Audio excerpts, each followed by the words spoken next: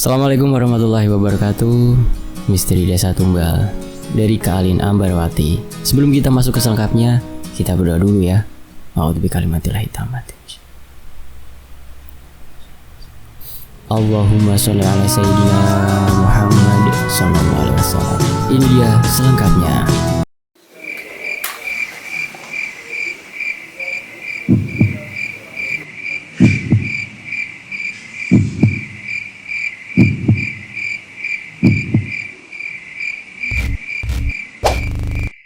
Di sebuah desa yang terletak begitu jauh dari pusat kota, tinggallah sebuah keluarga yang begitu harmonis.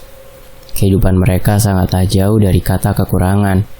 Rumahnya begitu megah, mobil-mobil berjajaran di garasi, dan 3 anak di dalam keluarga ini mampu menempuh pendidikan di sekolah yang elit.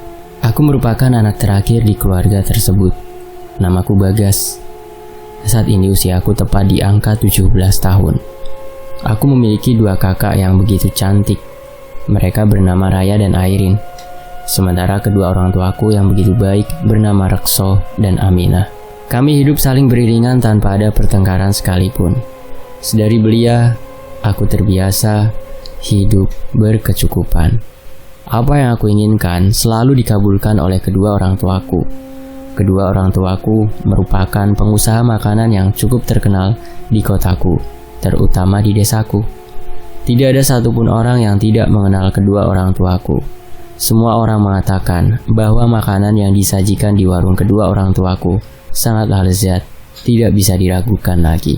Hari ini tepat di hari Sabtu, menjadi hari yang paling buruk di dalam keluarga kami. Ditemukan bangkai tikus di dalam kaldu yang disajikan oleh bapak dan ibuku. Bapak maupun ibu tidak tahu menahu tentang asal-muasal bangkai itu. Sebab bapak dan ibu merasa hidangan yang disajikan selalu dalam keadaan bersih tanpa kotoran sekecil apapun. Penemuan tersebut pun diketahui dengan cepat oleh para pengunjung warung kami. Semua orang pun memuntahkan makanan yang sudah terlanjur disantapnya. Mereka mengamuk tidak terima akan pelayanan dan hidangan yang disediakan di warung. Bahkan seluruh pengunjung meminta ganti rugi kepada bapak dan ibu. Suasana warung sangatlah kacau saat itu. Aku kebetulan sedang berada di warung, dan aku melihat dengan mata kepalaku sendiri kekacauan yang terjadi. Ibuku menangis dengan kejadian janggal tersebut, sementara bapak mencoba menyelesaikan persoalan tersebut dengan jalan damai. Bapak pun bersedia membayar ganti rugi kepada seluruh pengunjung. Setelahnya warung bapak dan ibuku sangatlah sepi. Bapak mencoba mengusut kejadian janggal yang menimpa warungnya. Terpintas di dalam pemikiran bapak bahwa rival usahanya lah yang melakukan hal keji tersebut. Bapak Santoso, pemilik warung yang sama dengan bapak, yang membuka lapaknya tak jauh dari warung bapak. Bapak pun bergegas untuk menghampiri warung Pak Santoso. Bapak mengamuk di sana. Namun Pak Santoso terus melakukan pembelaan bahwa bukan dia yang melakukan hal keji itu. Kemarahan bapak semakin memuncak. Ia tak terima atas perlakuan Pak Santoso. Bapak pun kemudian mengancam Pak Santoso. "Tunggu saja pembalasan dariku, dasar Santoso biadab," ucap bapak mengutuk. Mendengar kutukan bapak, Pak Santoso hanya tersenyum getir, tanda tak percaya dengan ucapan yang keluar dari mulut bapak. Pak Santoso merasa bahwa dirinya sudah berhasil unggul dari warung milik bapak. Setelah kejadian buruk tersebut, warung bapak sangatlah sepi. Tak ada satupun pengunjung datang. Semua orang dari pelosok desa hingga kota sudah mengetahui kejadian janggal hari lalu, dan kini semua orang enggan untuk datang ke warung bapak. Bapak dan ibu merasa sangat stres dengan kejadian yang terjadi. Satu persatu karyawan yang bekerja di warung bapak pun dirumahkan tanpa sisa satupun. Kini hanya bapak dan ibu yang menangani warung tersebut dengan dibantu olehku. Sementara kedua kakakku enggan untuk bersusah payah membantu bapak dan ibu. Perlahan-lahan warung bapak dan ibu pun mulai mengalami kebangkrutan. Mobil yang berjajar di garasi pun satu persatu dijual. Bahkan rumah pun hampir digadaikan oleh bapak. Kebangkrutan bapak dan ibu pun berimbas pada sekolahku dan kedua kakakku. Bapak memutuskan untuk memindahkan sekolah kami bertiga ke sekolah yang tidak membutuhkan dana yang besar. Dengan terpaksa kami pun mengikutinya. karena tidak ada pilihan lain. Kini keharmonisan dalam keluarga kami perlahan-lahan mulai sirna. Bapakku menjadi lebih temperamen, sedangkan ibu seringkali melamun tanpa arah. Kedua kakakku kerap kali keluar rumah tak jelas. Sementara aku kini sangat kesepian. Dengan keterbatasan ini, aku berharap semuanya akan berbalik seperti sedia kala. Kehidupan di tengah keterbatasan pun berlangsung cukup lama. Aku semakin tak mengenali keluargaku sendiri. Suatu ketika, bapak memutuskan untuk pergi dari rumah tanpa pamit sedikit pun. Aku ingin menanyakan kemana arah bapak akan pergi. Namun aku tak sanggup, sebab raut wajah bapak sangatlah suram. Sepulangnya bapak dari kepergiannya, ia kemudian membawa sebuah buntelan yang kemudian ia masukkan ke dalam air putih. Bapak kemudian meminumnya. Tak ada yang tahu bapak meminum apa. Bahkan ibu pun tidak mengamati pergerakan bapak. Hanya aku saja yang cermat mengamati pergerakan bapak. Setelah meminum air tersebut, bapak kemudian tak sadarkan diri. Aku melihat sesosok makhluk tak kasat mata merasuk ke tubuh bapak. Sosok tersebut sangatlah besar. Wajahnya nampak berantakan berlumur darah. Ia kemudian masuk ke dalam tubuh bapak dengan cepat. Keesokan harinya, terjadilah hal yang sangat berbeda dari biasanya.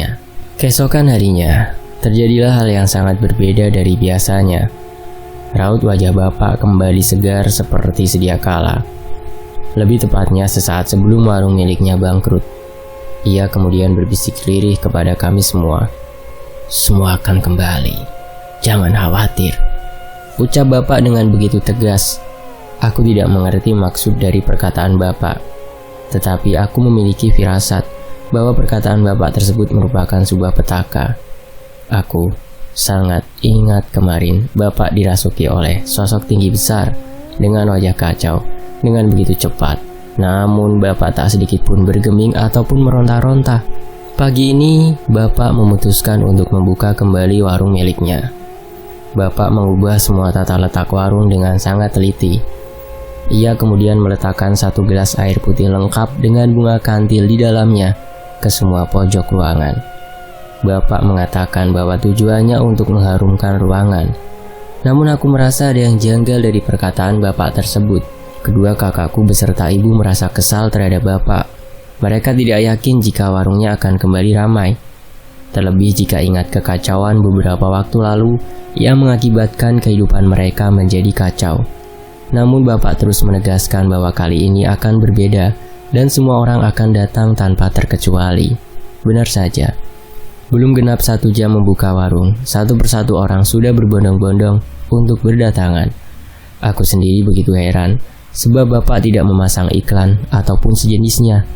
Kedua kakakku bahkan tidak merasa curiga terhadap hal tersebut. Melainkan mereka begitu senang, itu artinya kehidupan mereka yang kaya raya akan perlahan-lahan kembali. Namun ibu sama sepertiku, menaruh curiga pada bapak, sebab perubahan tersebut memang begitu janggal. Kini warung bapak kembali menjadi warung dengan sejuta kelezatan. Semua orang ketagihan jika sudah menyantap makanan yang disajikan oleh bapak. Satu persatu karyawan bapak dipanggil untuk bekerja dan memulai semuanya sejak dari awal. Semua karyawan pun setuju dan memulai semuanya dari nol. Kehidupan kedua orang tuaku pun perlahan kembali seperti sedia kala. Namun bapak tetap saja menyimpan dendam membara kepada Pak Santoso yang sudah melakukan fitnah keji terhadap bapak. Bapak pun kemudian menyusun rencana untuk membalaskan dendamnya tersebut kepada Pak Santoso. Sosok makhluk tak kasat mata yang kulihat masuk ke tubuh bapak kini terlihat lagi. Namun hanya aku yang mampu melihatnya. Aku terus bertanya-tanya dalam benak, hal apa yang dilakukan oleh bapak hingga sosok tersebut mengikuti bapak terus-menerus? Aku ingin menceritakannya kepada ibu, namun aku takut ibu akan memarahiku. Hari ini adalah hari pembalasan dendam bapak kepada Pak Santoso. Aku melihat bapak memasukkan ramuan yang ia bawa waktu itu dan kemudian mencampurkannya ke dalam air putih. Bapak kemudian mengirimkan minuman tersebut melalui jasa kurir kepada Pak Santoso. Aku pun mengikuti arah perginya sang kurir. Sesampainya di warung Pak Santoso, kurir tersebut langsung memberikan botol tersebut kepada Pak Santoso. Kurir tersebut mengatakan bahwa minuman tersebut harus diminum oleh Pak Santoso sesegera mungkin. Jika tidak, maka hal buruk akan terjadi padanya. Aku keheranan, Pak Santoso menurut begitu saja tanpa ada pertanyaan apapun kepada sang kurir. Bahkan sampai kurir tersebut meninggalkannya pun, Pak Santoso tak bergeming sedikit pun. Pak Santoso kemudian bergegas meminum minuman tersebut. Setelahnya aku melihat dari kejauhan, sosok makhluk tinggi besar dengan wajah sangat kacau perlahan menggerogoti tubuh Pak Santoso. Perlahan demi perlahan, dimulai dari ujung kepala hingga ujung kaki. Namun raga Pak Santoso masih utuh, tak tergores sedikit pun. Hanya jiwa Pak Santoso sajalah yang lenyap. Kemudian Pak Santoso pun ambruk tak sadarkan diri. Semua orang yang melihat kejadian tersebut sontak bergegas menolong Pak Santoso. Namun naas, nyawanya tidak tertolong. Aku semakin syok dibuatnya. Sebelum Pak Santoso meminum minuman itu, tubuhnya sangatlah kuat dan raut wajahnya begitu tenang. Namun setelah ia menenggak minuman dari Bapak, ia menjadi manusia yang begitu lemah dan kemudian ambruk hingga meregangkan nyawa. Pembalasan dendam Bapak nampaknya berhasil. Namun firasatku mengatakan bahwa Bapak tidaklah melakukan hal ini sendiri, melainkan ada hal gaib yang sudah membantunya. Aku kerap kali menyaksikan hal ganjil dalam diri Bapak, namun aku memilih untuk diam dan kembali melanjutkan hidup. Namun jika aku terus saja diam, maka hal tersebut akan terjadi untuk jangka waktu yang sangat panjang. Namun jika aku berbicara dengan ibu sekarang, maka aku hanya akan ditertawakan dan diejek oleh ibu. Aku pun memutuskan untuk tetap diam sembari mencari kebenaran atas hal buruk yang nampaknya akan terus Bapak lakukan. Hari demi hari aku lewati dengan sejuta rasa takut yang terus saja menggerogotiku. Tiap kali aku menatap Bapak, aku selalu melihat sosok makhluk itu. Sedangkan Bapak nampak tidak sadar akan kehadiran sosok itu. Semakin hari warung Bapak semakin ramai. Terlebih semenjak Pak Santoso meninggal, semua orang tidak memiliki pilihan lain selain mampir ke warung milik Bapak. Bapak dan Ibu sangat senang dengan kembalinya kekayaan mereka perlahan demi perlahan. Aku semakin ketakutan dengan perubahan ini. Aku pun mencoba memberitahu kedua kakakku tentang ketakutan dan kecurigaanku terhadap Bapak. Namun kedua kakakku acuh tak acuh dengan apa yang kukatakan. Kak, aku curiga kepada Bapak. Warung yang awalnya sepi dan bangkrut dengan sekejap bisa ramai lagi. Kekayaan Bapak yang semula nihil dengan sekejap bisa kembali pulih. Apa kakak tidak merasa ada yang janggal? Tanyaku kepada kedua kakakku. Sudahlah Gas, kamu nikmati saja kehidupan kamu yang enak ini. Udah untung Bapak dan warungnya segera bangkit lagi. Bayangin kalau selamanya bangkrut, kamu mau hidup jadi gelandangan di jalan, ujar kedua kakakku dengan nada yang semakin tinggi. Tapi Kak, aku curiga kalau Bapak melakukan hal di luar nalar manusia. Belakangan ini, aku juga sering melihat Bapak dengan bayangan sosok makhluk tak kasat mata yang terus melekat di diri Bapak. Aku takut Kak, ujarku lagi. Sudahlah, jangan berpikir aneh-aneh. Percaya saja sama Bapak. Sudah kamu bantu saja Bapak dan Ibu di warung. Jangan kebanyakan menghayal tidak jelas, ucap kedua kakakku. Nampaknya percuma saja aku berbincang kepada kedua kakakku. Mereka tak percaya satupun ucapanku tentang Bapak. Aku tidak punya pilihan lain selain menceritakan kejanggalan yang kulihat selama ini kepada Ibu. Aku harap Ibu tidak bersikap seperti kedua kakakku, dan semoga Ibu bisa paham dengan apa yang aku katakan. Di sisi lain, aku kerap kali melihat tingkah aneh Bapak. Ia kerap kali memasukkan ramuan aneh ke dalam air minum dan kemudian memberikannya kepada orang-orang yang sepertinya sudah Bapak incar sebelumnya. Aku semakin khawatir dengan apa yang dilakukan oleh Bapak. Semoga tidak ada lagi korban, cukup Pak Santoso saja. Namun harapan tinggallah harapan. Nampaknya Bapak akan memberikan minuman yang dibuatnya ke salah satu pelanggan di warung. Aku tidak begitu mengenal pelanggan itu. Pelanggan wanita dengan paras yang cukup ayu. Ia pun sesegera mungkin meminum minuman yang Bapak suguhkan. Nampaknya ia sangat kehausan. Setelah meminum air tersebut, aku melihat sosok tinggi besar dengan wajah kacau merasuk ke tubuh wanita itu dan kemudian menggerogoti jiwanya, sama persis seperti kejadian Pak Santoso hari lalu. Wanita tersebut pun ambruk tak sadarkan diri. Bapak pura-pura panik dengan kejadian tersebut untuk menghilangkan curiga dari seluruh pengunjung. Bahkan Bapak sempat menelpon mantri untuk datang memberikan pertolongan. Namun naas, nyawa wanita tersebut tidak tertolong. Anehnya semua pengunjung beranggapan bahwa wanita itu meninggal karena serangan jantung. Padahal sebenarnya tidak demikian. Ini merupakan kali kedua aku melihat kejadian janggal yang diperbuat oleh bapakku sendiri, tepat di depan mataku. Aku semakin yakin bahwa bapak melakukan hal yang tidak sepatutnya ia lakukan. Hal yang paling aku khawatirkan, perlahan-lahan mulai terlihat benang merahnya. Namun aku tidak boleh berasumsi lebih jauh sebelum aku mengetahui kebenaran yang sebenarnya.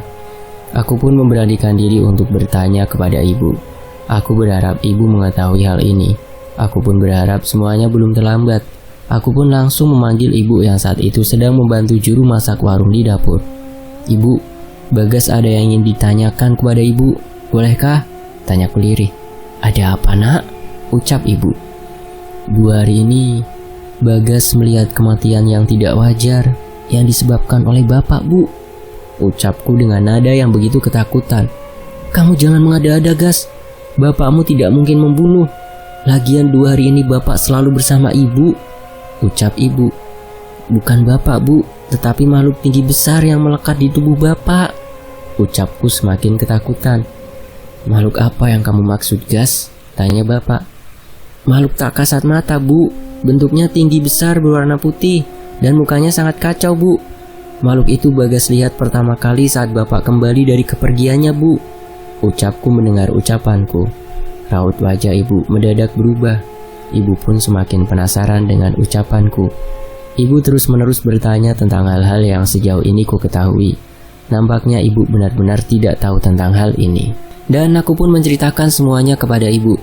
Berawal dari insiden pemfitnahan yang dilakukan oleh Pak Sartono hingga mengakibatkan bapak mengalami kebangkrutan.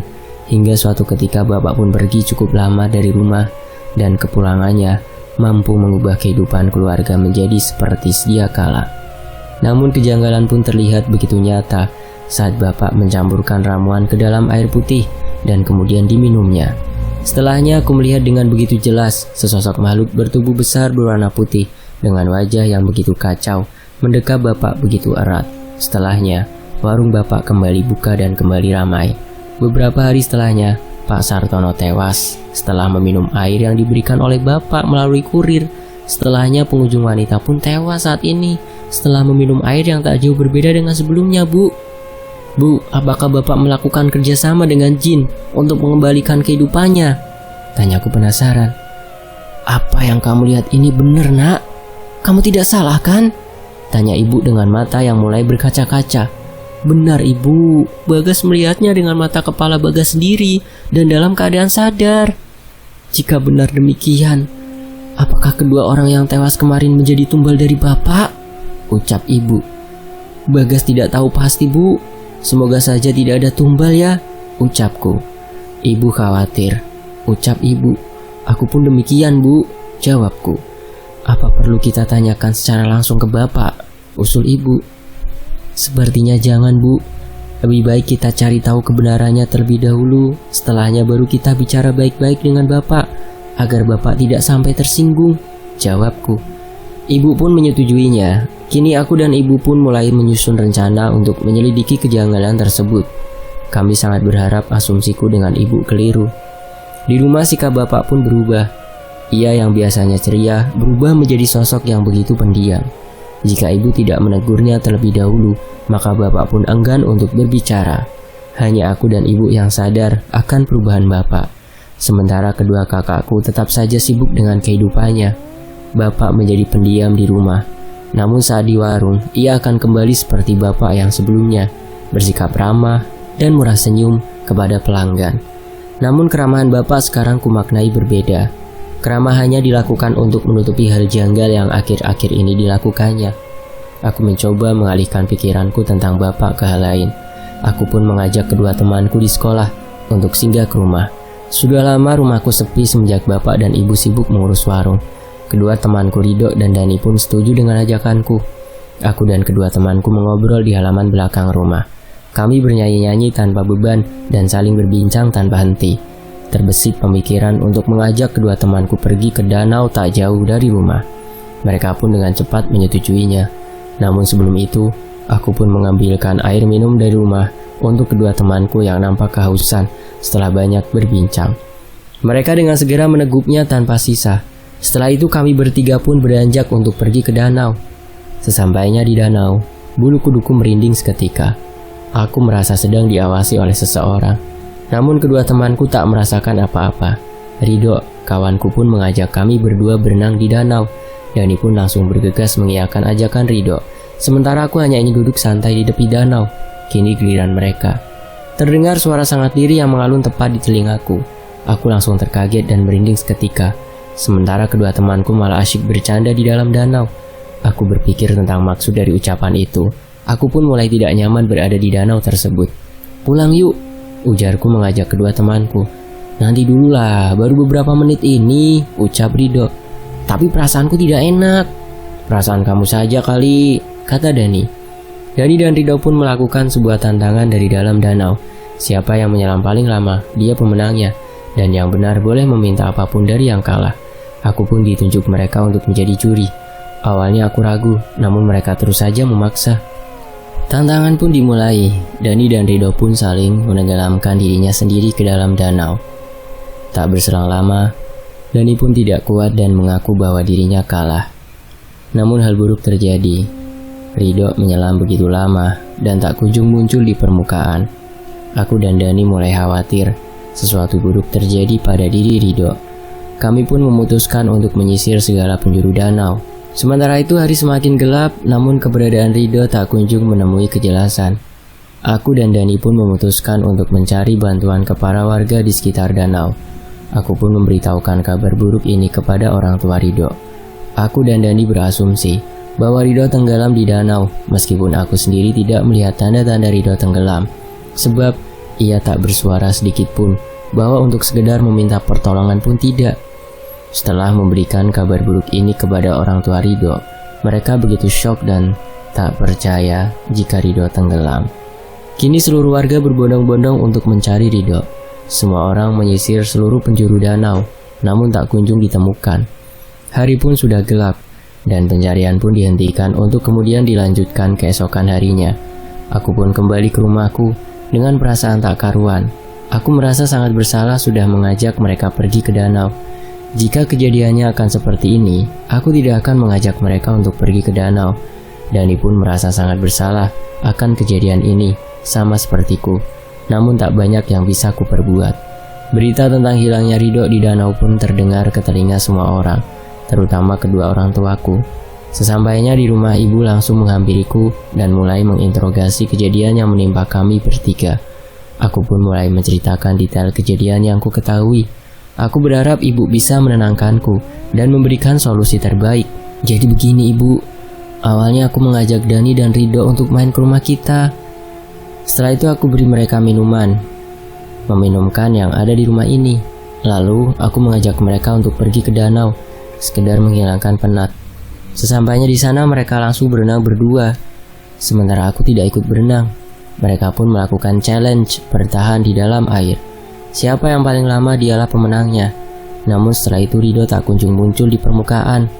Ucapku menceritakan kejadian detailnya kepada ibu. Belum sempat ibu memberikan tanggapan terhadap ceritaku, tiba-tiba saja bapak muncul tanpa permisi. Baguslah jika kamu memberikan mereka minuman yang ada di rumah kita. Tenang saja, Ridho sudah ada di tempat yang semestinya kok, ujar bapak dengan raut wajah sumringah. Maksud bapak? Tanyaku. Tidak, sudah kamu lanjutkan saja pembicaraanmu dengan ibu, jawab bapak. Apa ada sesuatu dari air minum di rumah kita, Pak? Dan apa hubungannya dengan hilangnya Ridho? Tanyaku kepada bapak dengan nada penasaran. Bukan apa-apa, santai saja, ucap bapak. Sudah 2 hari berturut-turut bapak membunuh Pak Sartono dan pengunjung wanita di warung dengan menggunakan air yang sudah bapak rencanakan. Mereka tewas mengenaskan dengan cara digerogoti oleh makhluk tinggi besar berwajah kacau yang melekat di diri bapak. Apa kejadian Ridho pun ada kaitannya dengan bapak? Tanyaku. Apa buktinya kalau itu semua perbuatan bapak? Ucap bapakku santai. Bagas melihat dengan mata kepala Bagas sendiri, Pak, jawabku. Jangan berbicara yang tidak-tidak kamu, Gas. Apa tujuan bapak melakukan ini? Diam kamu, bentak bapak sembari menampar wajah Bagas. Aku dan bapak pun berseteru.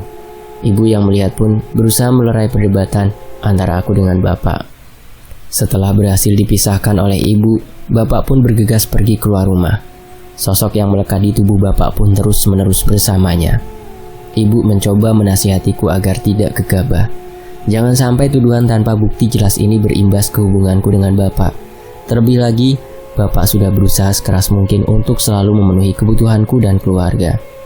Tapi hati kecilku mengatakan bahwa hilangnya Ridho ada kaitannya dengan bapak. Namun tidak ada yang bisa ku perbuat. Aku semakin tidak tenang selama Ridho belum ditemukan. Aku sangat berharap hilangnya Ridho tidak ada kaitannya dengan bapak. Keesokan harinya, pencarian Ridho pun dilanjutkan.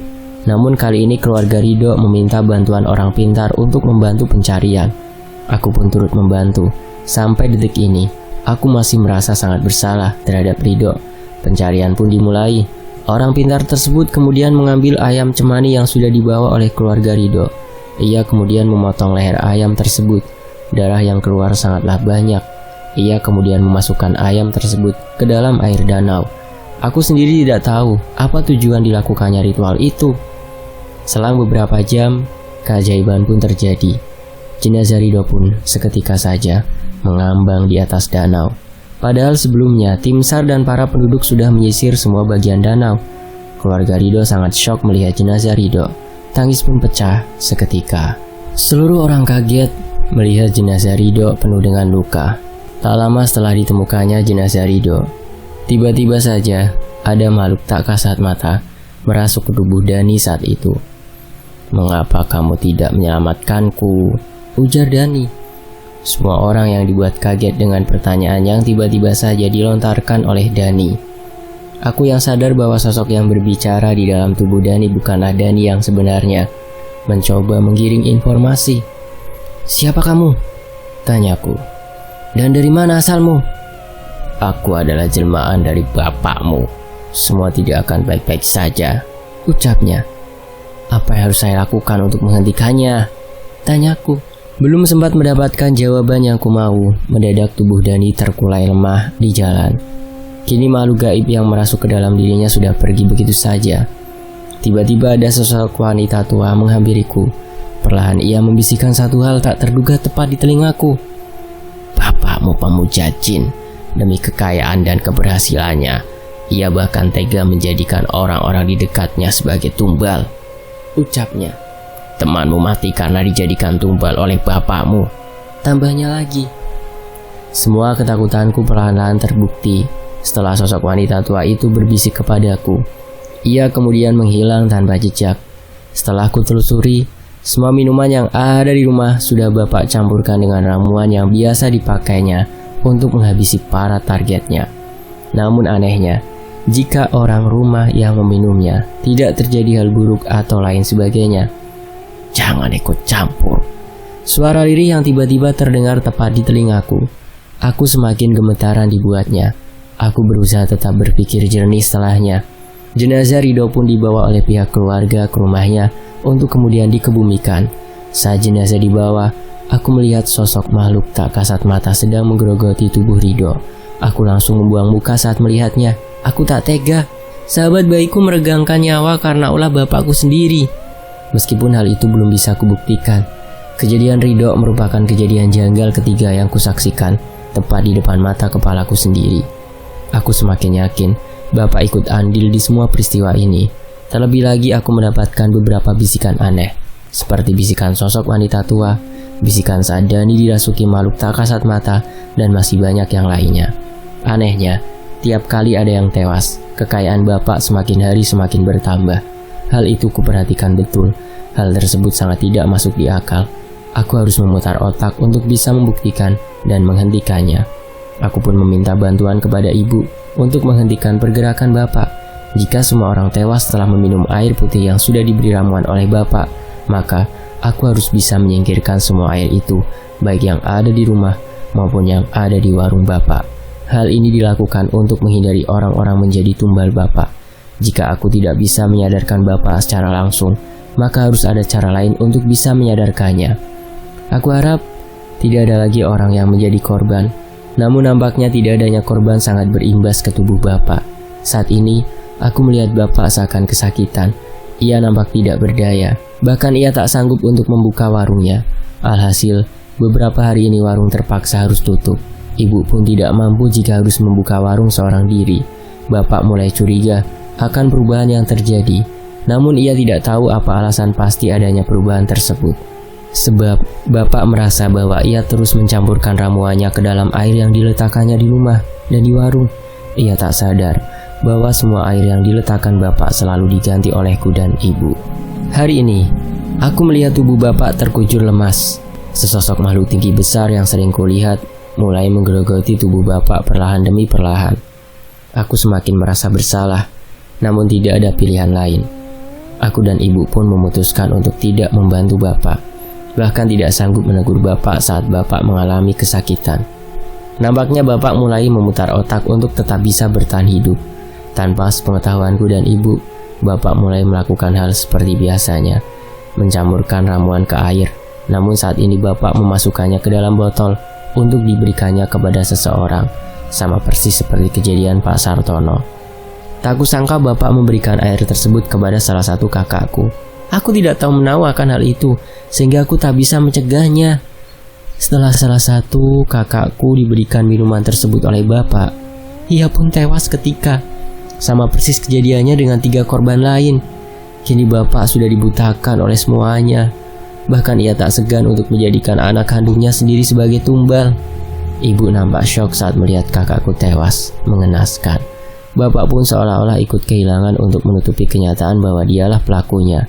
Meskipun kejadian itu tidak disaksikan olehku secara langsung, namun aku sangat yakin jika ini adalah perbuatan bapak. Saat aku sedang melamun memikirkan nasib kakakku yang sudah menjadi tumbal keegoisan bapak, tiba-tiba saja ayah Ridho menghampiriku. Ayah Ridho menceritakan kondisi Ridho setelah dilakukan tindakan otopsi. Beliau mengatakan bahwa ada kejanggalan dengan jenazah Ridho. Tidak ditemukan satu tetes pun darah dalam tubuh Ridho. Jika Ridho benar-benar tenggelam, maka hal ini tentu tidak akan terjadi kecuali Ridho menjadi tumbal dari seseorang. "Maafkan saya, Pak," ucapku kepada ayah Ridho. "Mengapa kamu minta maaf, Gas? Ini bukan salah kamu. Saya tahu kok ini perbuatan siapa," jawab ayah Ridho. Ayah Ridho memang memiliki kekuatan supranatural, sehingga tanpa diberitahu ia sudah sangat paham dengan semuanya. "Bapak kamu membuat perjanjian dengan bangsa iblis, Gas," ucap ayah Ridho. "Bagas juga sudah curiga dari awal, Pak. Bagas seringkali melihat bapak melakukan hal yang tidak semestinya.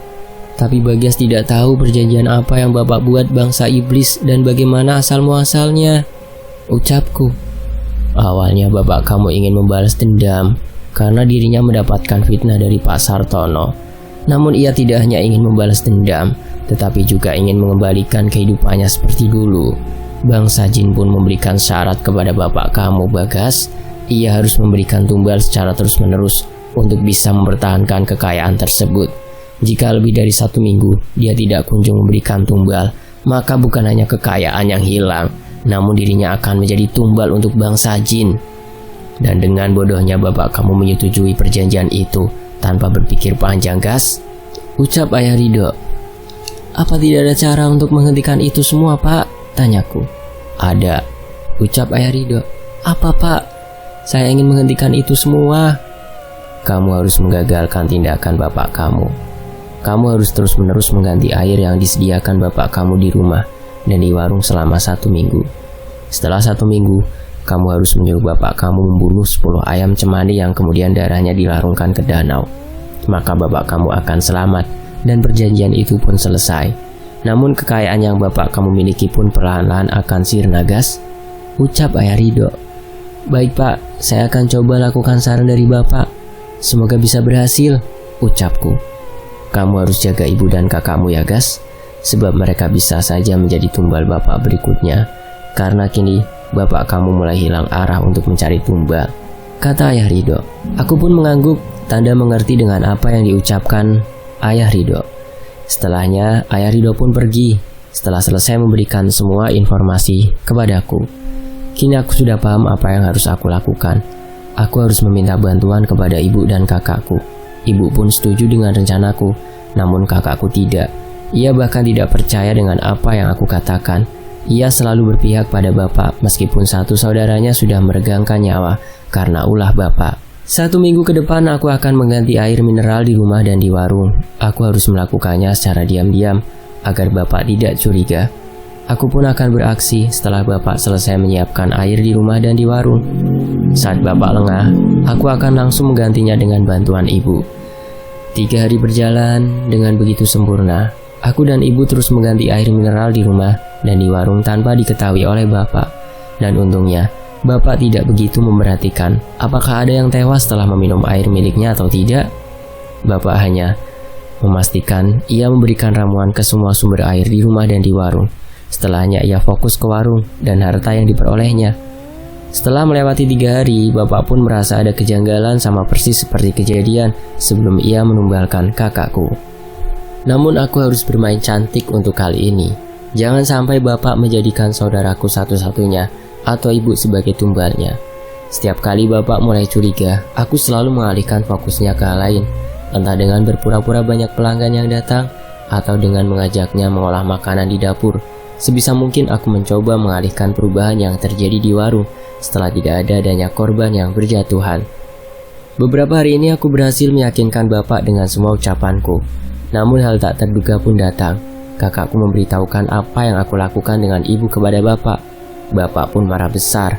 Ia mulai sadar bahwa ada beberapa kejanggalan yang dialaminya.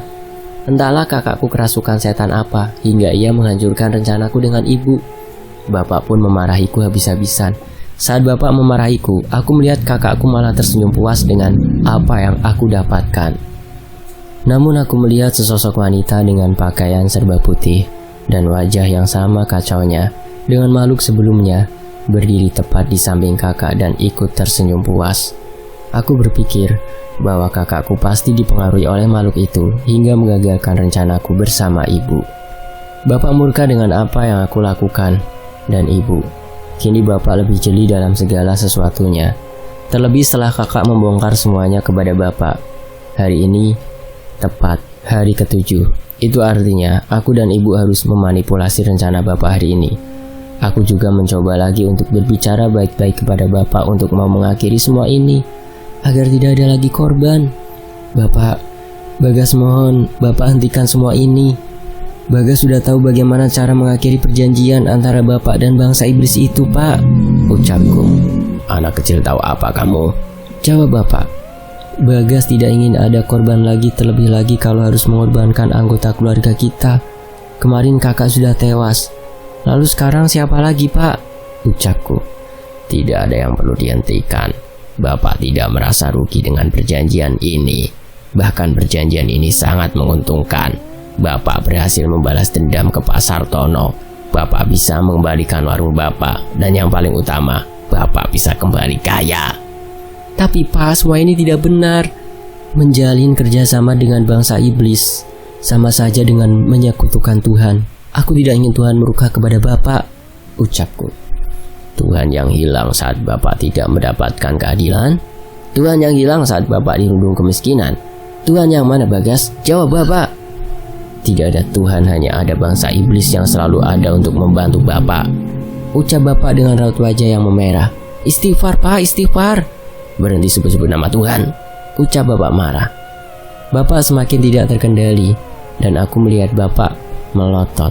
Wajahnya memerah penuh dengan amarah. Bapak pun mencoba mendorongku, namun aku berhasil menghindar. Bapak kemudian menarik leherku dan mencoba mencekikku. Bapak istighfar, Pak. Bagas anak bapak, anak kesayangan bapak, ucapku gemetaran. Mati kamu. Suara bapak mengeram. Bagas tahu ini bukan bapak. Bagas percaya meskipun saat ini raga bapak sedang dikendalikan oleh iblis yang merasuki bapak. Tapi Bagas mohon sadarlah, Pak, ucapku memohon. Bapak tidak menggubris omonganku. Bapak semakin kuat mencekikku. Rasanya aku tidak sanggup lagi. Tolong, tolong, teriakku. Aku berteriak sekuat mungkin, meskipun leherku sedang tercekik oleh bapak. Namun aku berusaha sekuat tenaga untuk meminta bantuan. Ibu pun mendengar teriakanku. Ibu kaget melihatku sedang dicekik oleh bapak. Ibu pun berusaha membujuk bapak agar mau melepaskan tanganku dari leherku. Kakakku pun keluar. Ia pun kaget melihatku dicekik oleh bapak. Ia membantu ibu untuk memohon agar bapak mau melepaskannya. Mendengar kegaduhan di rumahku, semua orang pun keluar dan menghampiri keadaanku di rumah. Semua orang kaget melihatku. Semua orang pun mencoba menolongku. Namun tiap orang yang mencoba melepaskanku dari tangan Bapak akan terpental begitu jauh. Iblis yang merasuk ke dalam tubuh Bapak semakin membabi buta. Tak berselang lama, Ayah Ridho pun datang. Ia pun mencoba menolongku. Ayah Ridho mencoba melawan makhluk yang merasuk ke dalam tubuh Bapak. Ia berusaha berkomunikasi dengan makhluk tersebut. "Wahai iblis, lepaskan anak itu. Dia tidak bersalah," ucap Ayah Ridho. "Tidak, saya akan menghabisi anak ini," ucap sang iblis yang berada di tubuh Bapak. "Lepaskan sekarang atau kamu akan saya lenyapkan bersama tuanmu," ucap Ayah Ridho. "Kamu tidak akan bisa menghancurkanku," kata sang iblis yang berada di tubuh Bapak. Ayah Ridho pun mulai membacakan ayat-ayat suci Al-Quran untuk mengusir iblis dalam tubuh Bapak.